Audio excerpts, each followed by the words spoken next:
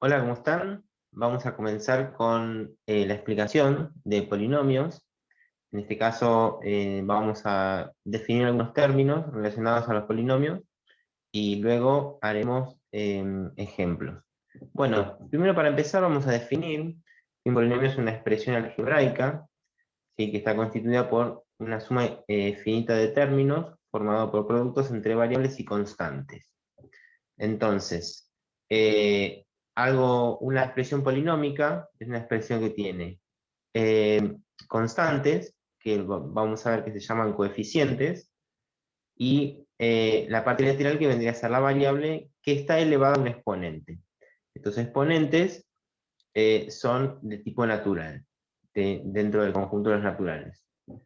Esto que vemos acá, al ser un solo término, se llama monomio. Es más, si vemos la definición de polinomio, tiene que ver con esto de los términos, ¿sí? Porque estamos hablando de poli, muchos, y nomio, término. Entonces, un polinomio, por ejemplo, vendría a ser algo así. Una sucesión de infinitos, perdón, infinitos no, de términos que se están sumando y restando. Eh, a su vez, acá tenemos algunas definiciones y cosas para tener en cuenta cuando trabajamos con polinomios. Bueno, habíamos visto en el anterior que cuando hablamos de un solo término es un monomio.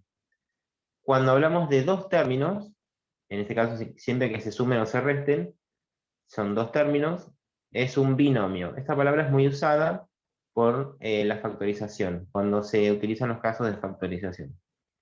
Entonces acá tenemos un binomio. Ya, si son más términos se le dice trinomio, y más de tres ya se le dice polinomio. Bueno, seguidamente a esto, algo para conocer también es el grado del polinomio. El grado es muy importante de conocer, es muy visible, pues es simplemente ver cuál es la potencia mayor que está en el polinomio. Entonces acá vemos claramente que es el 4. Entonces se dice que este polinomio es de grado 4. Esto me va a indicar justamente cuál es el coeficiente principal, o sea, cuál es el primer término del polinomio.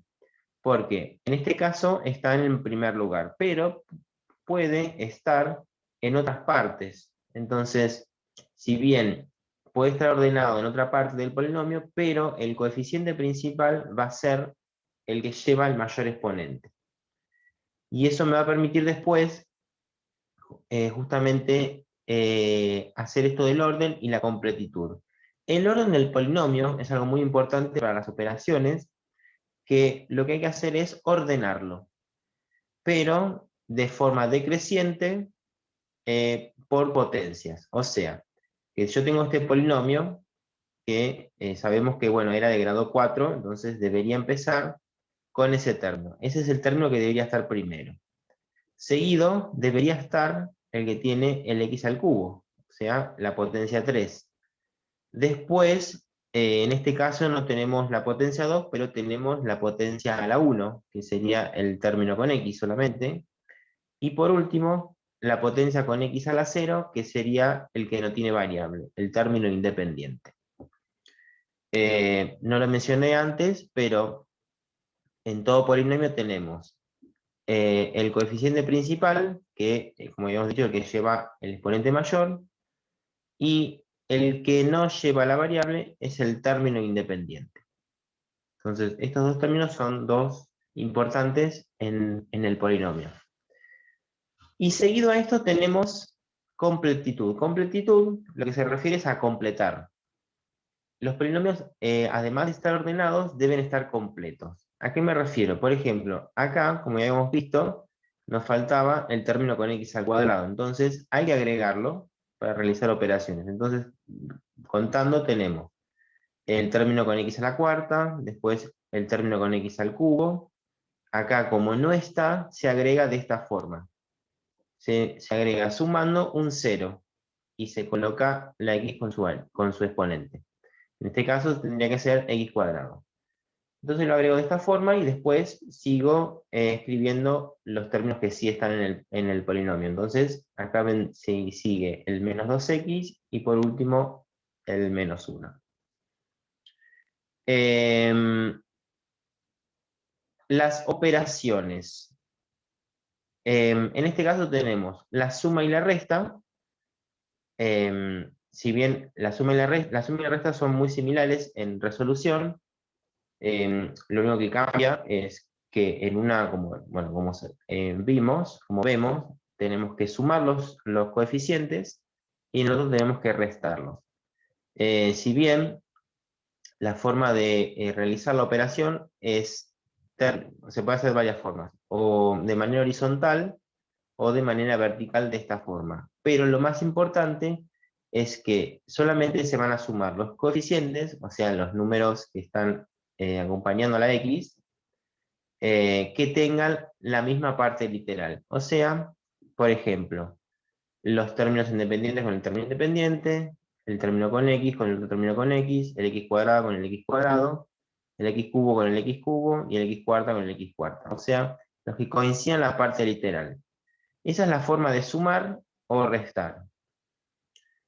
Y a su vez, la multiplicación, si bien hay que multiplicar, pero este sería el único caso en donde no es necesario respetar el orden y la completitud. O sea, en la multiplicación no se completa ni se ordena. Directamente se multiplica aplicando una propiedad distributiva, pero de la siguiente manera. Si bien la distributiva siempre se realiza lo mismo, se va a multiplicar término a término, o sea, en este caso tenemos el primer término por estos dos, como dice la flecha, y en segundo caso este término por estos dos.